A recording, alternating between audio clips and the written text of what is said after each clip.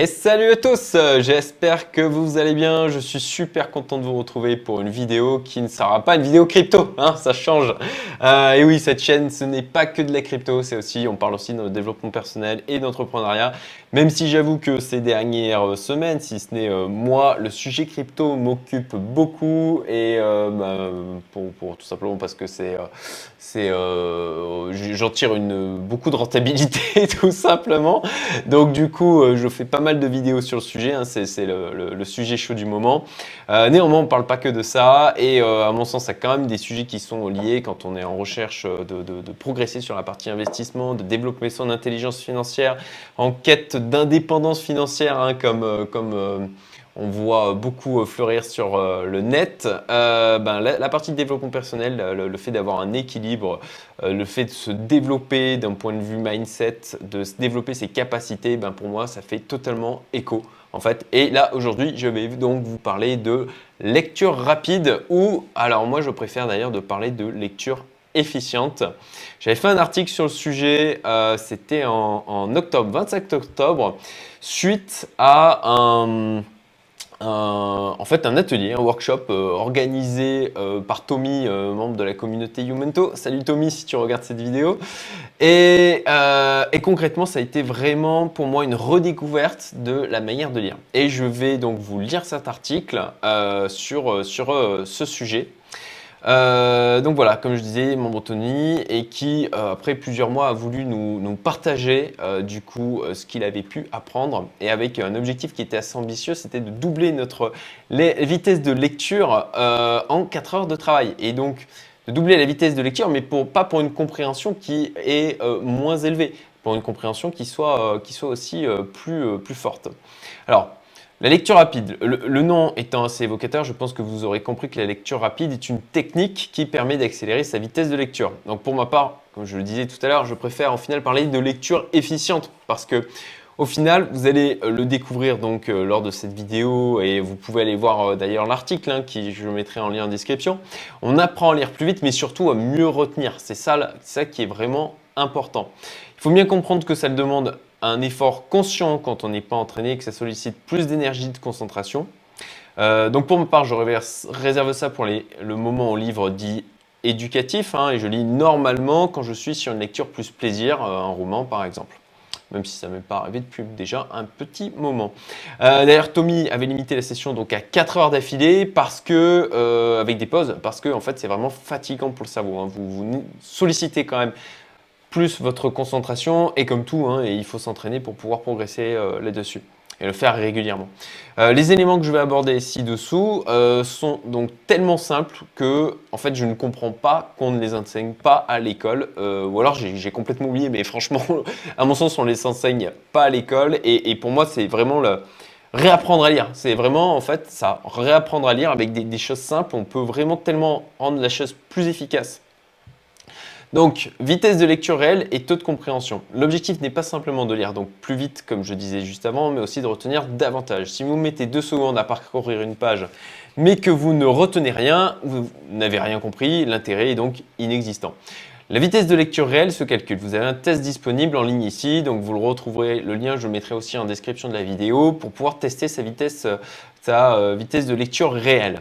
Donc en prenant en compte l'aspect compréhension. Mais je vous conseille vivement de le faire plutôt sur papier, un test comme ça. Alors le calcul, il se fait comme ça, c'est le nombre de mots par minute multiplié par le pourcentage de compréhension. Donc si vous lisez 400 mots par minute mais que vous ne retenez que 60% du contenu, alors vous aurez une vitesse de lecture réelle de 400 mots par minute. Pour vous donner un ordre d'idée, notre groupe était autour de 200 mots par minute de vitesse de lecture réelle au démarrage donc de l'atelier. Si vous entendez parler de 300 mots par minute en moyenne, sachez que ce chiffre est très surestimé si on prend en compte le taux de compréhension. Et la même chose, je vous ai mis un lien dans l'article que je mettrai aussi en description.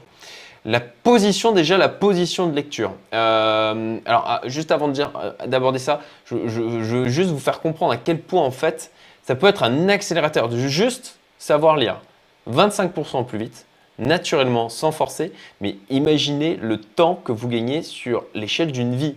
Et en tout cas, moi, c'est la dynamique dans laquelle je suis, c'est tout simplement de mettre en place des choses qui vont me servir vraiment sur le long terme, qui vont me faire gagner du temps et donc de me donner des résultats plus importants sur le reste de ma vie, tout simplement. Là, j'estime que je suis encore jeune et que je peux continuer à construire des choses et à mettre en place des choses qui vont me servir pour le reste de ma vie.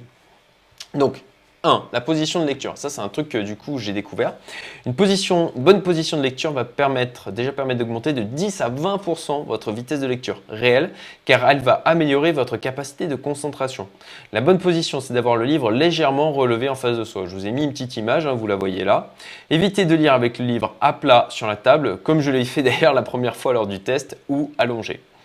Deuxième point, focaliser son regard. Et ça, c'est pas anodin.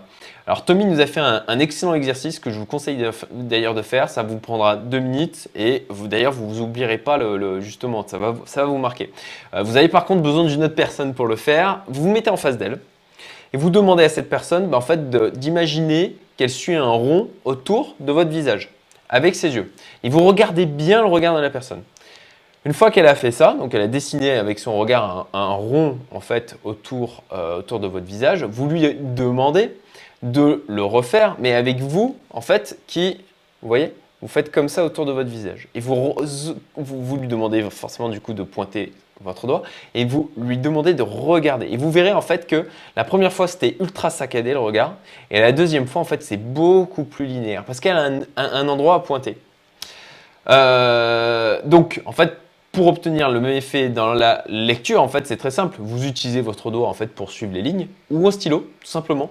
Et ça va rien que ça, ça vous permettre de focus votre regard et éviter que votre regard il bouge en permanence, quoi. Et ça, c'est juste un petit tips.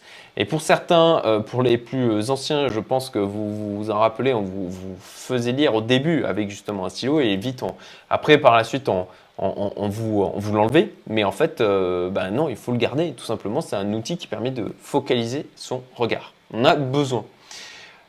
Deuxième point, arrêtez de subvocaliser. Alors, quand vous lisez, vous avez tendance en fait à subvocaliser. C'est-à-dire que même si vous n'en avez pas conscience, vos cordes vocales rentrent en action.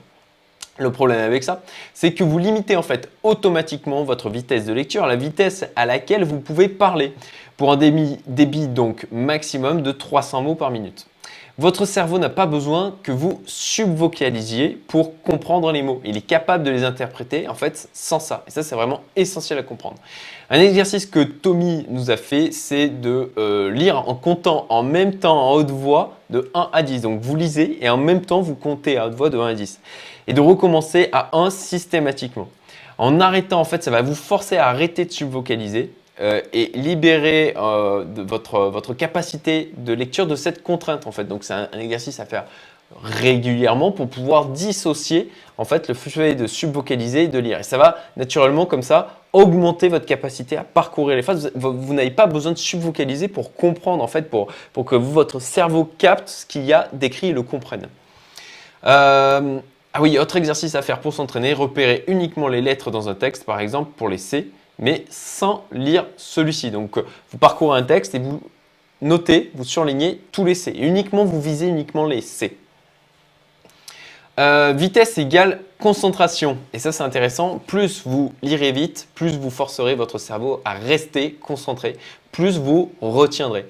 Et si vous avez besoin de vous arrêter pour digérer une idée, faites-le, c'est pas grave. Ne poursuivez pas votre lecture en mode zombie en vous arrêtant au bout d'un moment parce que vous n'avez rien compris à ce que vous étiez en train de lire et que votre esprit était déjà occupé à réfléchir à l'idée précédente. Je pense que ça nous est tous arrivé. Vous lisez un truc et puis en fait, vous êtes en train de réfléchir à ce que vous aviez déjà lu. Vous continuez à lire en mode zombie et puis vous devez revenir là où vous en étiez. Donc il faut aussi apprendre à savoir s'arrêter. Au final, vous allez gagner du temps. Le résultat donc de cet atelier, en combinant ces différents éléments, on a effectivement été capable de doubler notre vitesse de lecture réelle en 4 heures. C'était vraiment impressionnant le résultat. Merci Tommy. Alors surtout, imaginez comme je disais tout à l'heure l'impact que ça peut avoir de juste lire 20-25% plus vite sur toute une vie. C'est juste démentiel en fait. Et c'est en fait avec ce genre de choses. C'est vraiment là du 20-80 comme je l'adore, quoi. Loi de Pareto, faites des recherches sur le web si ça ne vous parle pas. Mais en fait, vous allez vous concentrer sur, vous allez faire peu d'efforts pour pouvoir en fait avoir un résultat derrière qui est juste extraordinaire, quoi. De juste savoir lire 20% plus vite. Imaginez tout ce que ça aurait changé, tout le temps que ça vous aurait fait gagner depuis juste vos 10 ans. Hein, juste vos 10 ans. C'est juste, ça donne le tournis. Moi, je trouve que ça donne le tournis. Donc, vraiment, je vous invite à vous intéresser à ce sujet. Pour ma part, je continue à pratiquer et c'est vraiment utile quand j'ai besoin comme ça, avec ces choses que j'ai appris juste en 4 heures de temps et que je continue de pratiquer régulièrement. Quand j'ai besoin de parcourir par exemple un article, je peux le faire maintenant beaucoup plus rapidement qu'avant en ayant juste conscience de ces éléments. Voilà. Et puis une petite blague, hein, alors ça fait un moment que j'en ai plus fait, mais une petite blague du coup, j'aime bien en mettre à la fin des articles et là de la même manière je me suis vachement concentré sur les cryptos. Sans compter les autres problèmes que j'ai eu, le Covid, etc.